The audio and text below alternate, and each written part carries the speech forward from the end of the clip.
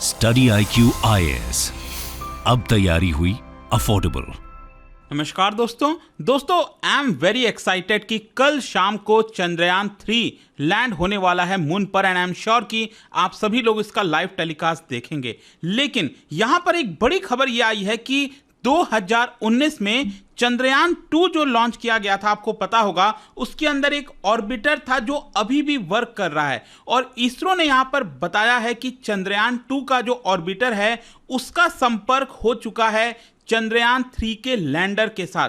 मतलब कि now Chandrayaan 3 and Chandrayaan 2 are connected. और इसका मतलब क्या है, कैसे ये हेल्प करेगा अभी करंट मिशन के अंदर, आगे क्या होने वाला है, कौन कौन से देश हेल्प कर रहे हैं, ये सारी चीजें मैं आपको बताऊंगा। काफी कुछ जानने को है इस वीडियो के अंदर, चलिए आगे बढ़ते हैं। लेकिन उससे पहले ध्यान रखिएगा, कल से हमारा 3 लाइव बैच यूपीएससी 2024 का स्टार्ट हो रहा है। प्योर इंग्लिश में प्योर हिंदी और इंग्लिश बैच कोई भी आप लेना चाहते हैं, हमारे वेबसाइट ऐप पर जाइए, कमेंट सेक्शन में इसका लिंक है, वहां पर जाकर यूज करना है कोड अंकित लाइव। ये कोड इस्तेमाल करने से आपको मैक्सिमम डिस्काउंट मिलता है। और ध्यान रखिएगा, प्रीलिम से लेकर इंटरव्यू तक की पूरी तैयारी आपको इन बैचेस के अंदर कराई जाती है। और इसके अलावा अगर आप एमसीक्यूज अटेम्प्ट करना चाहते हैं तो मेरे इंस्टा पेज पर जा सकते हैं, वहां पर स्टोरीज में जितने भी एमसीक्यूज हैं वो आप अटेम्प्ट कर पाएंगे। तो चलिए शुरुआत करते हैं और सबसे पहले ये देखते हैं कि एग्जैक्टली हुआ क्या है। देखिए, इसरो ने कल बताया कि two way communication between Chandrayaan 2 orbiter and Chandrayaan 3 lander module has been established. मतलब कि दोनों तरफ से कनेक्शन,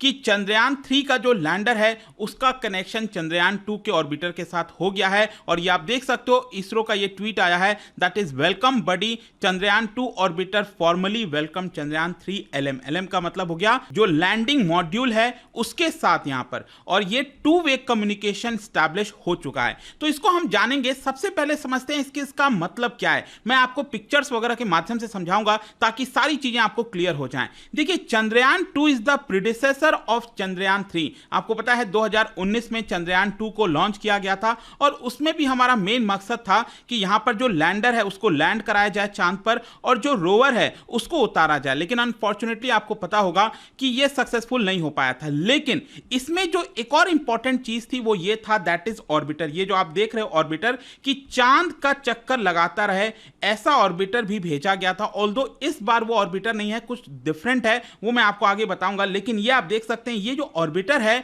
वो अभी भी चल रहा था। जी हां, ये ऑर्बिटर अभी भी वर्क कर रहा है। तो इस ऑर्बिटर का, ये चंद्रयान 2 वाला ऑर्बिटर है, इसका बेसिकली संपर्क कराया गया है चंद्रयान 3 के लैंडर से। अब आपको यहां पर यह भी पता ही होगा कि चंद्रयान 3 जो भेजा गया है वो एकदम अपने फाइनल फेज में आ चुका है। और आपको पता है कि जो प्रोपल्शन मॉड्यूल है, ये आपको पता ही है ना कि ये जो चक्कर लगा रहा था अभी तक, तो लैंडर के साथ ये अटैच था, प्रोपल्शन मॉड्यूल इसको कहते हैं।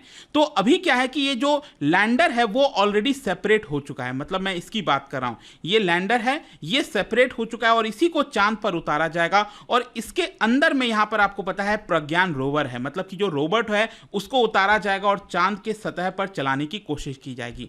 तो बेसिकली मैं आपसे यह बता रहा हूं कि ये जो लैंडर है ना चंद्रयान 3 का, उसका संपर्क हो गया है, यहां पर 2-वे कम्युनिकेशन स्टैब्लिश हो गया है इस ऑर्बिटर के साथ जो चंद्रयान 2 का। आई होप कि यहां तक चीजें आपको समझ में आ गई होंगी। अब क्वेश्चन ये है कि इसका लिंक क्या है, मतलब कि हमने इसको जो है चंद्रयान 2 के ऑर्बिटर के साथ क्यों लिंक किया, इससे क्या कोई फायदा होगा? क्योंकि चंद्रयान 2 तो काफी पुराना है, 2019 की हम बात करें, तब से वो चांद के चक्कर काट रहा है। देखो, इसका जो सबसे बड़ा फायदा है कि यहां पर इसरो को एक और मदद मिलेगी कम्युनिकेशन करने में। देखिए, आपको याद होना चाहिए, पिछले बार 2019 में जो चंद्रयान 2 फेल हुआ था वो एकदम लास्ट मोमेंट पर, मुझे याद है रात के समय 2-2:30 बज रहे थे जब हम वेट कर रहे थे कि चंद्रयान 2 का जो लैंडर है, विक्रम लैंडर, वो लैंड करेगा।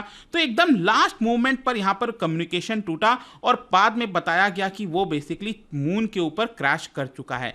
तो इस बार क्या हुआ है कि एकदम प्रॉपर प्लानिंग की गई है, बहुत सारे कम्युनिकेशन चंद्रयान 3 के साथ भेजे गए हैं ताकि आपदा में, इमरजेंसी में अगर कोई भी कम्युनिकेशन फेल होता है तो बहुत सारे बाकी के कम्युनिकेशन हैं जो स्टैब्लिश रहेंगे और चंद्रयान 3 को सक्सेसफुल बनाने की पूरी कोशिश करेंगे। और यहां तक तो ये बोल दिया गया है कि ये चंद्रयान 3 सक्सेसफुल होगा ही। खैर, जो भी है वो हमें कल एग्जैक्टली पता चलेगा। लेकिन आई होप कि आपको समझ में आ गया होगा कि ये जो लैंडर है उसका जो कम्युनिकेशन स्टैब्लिश किया गया है चंद्रयान 2 के ऑर्बिटर के साथ।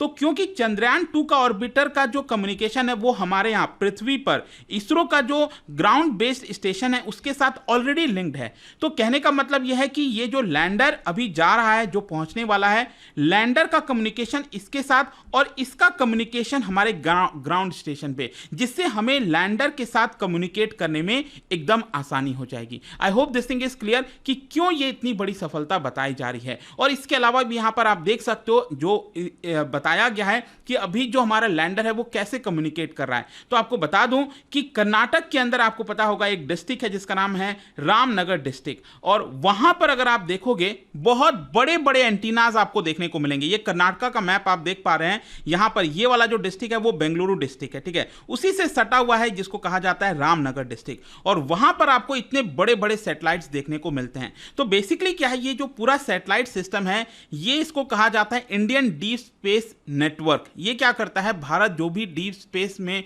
जो भी मिशन अपने भेजता है उसके साथ कम्युनिकेट करने में हमें आसानी हो जाती है। जैसे मार्स मिशन हमने भेजा था, तो इसकी वजह से क्या है कि ये जो हमने चंद्रयान 3 भेजा है उसकी कैपेबिलिटी है इस ग्राउंड स्टेशन के साथ कम्युनिकेट करने में। तो मेजरली बेसिकली बताया जा रहा है कि इसी के साथ यहां पर कम्युनिकेट किया जाएगा। और साथ ही साथ आपको यह भी बता दूं, MOX that is mission operations complex, ये बेसिकली इसरो का जो telemetry tracking and command network है वो बेंगलुरु के अंदर है। आपको याद होगा ना 2019 में भी पीएम मोदी वहां पर गए थे बेंगलुरु में, वहीं से सब कुछ लाइव देख रहे थे। ऑल्दो चीजें सक्सेसफुल नहीं हो पाई, तो इसरो ने 2019 में यही कहा था, due to the precise launch and orbital manoeuvres the mission life of orbiter is increase to 7 years. कहने का मतलब यह है कि ये जो ऑर्बिटर आप देख रहे हो ना चंद्रयान 2 का, इसका जो टोटल लाइफ है उसको 7 साल तक कर दिया गया है, 7 ईयर्स तक कर दिया गया है, और इसी की वजह से ये अभी भी वर्क कर रहा है और हमारे साथ संपर्क में है। तो ये तो हमने अपनी तरफ से पुख्ता तैयारी की है। जहां तक मैं आपको यह भी बता दूं, बाकी के जो देश हैं स्पेस एजेंसी, जैसे कि नासा हो गया,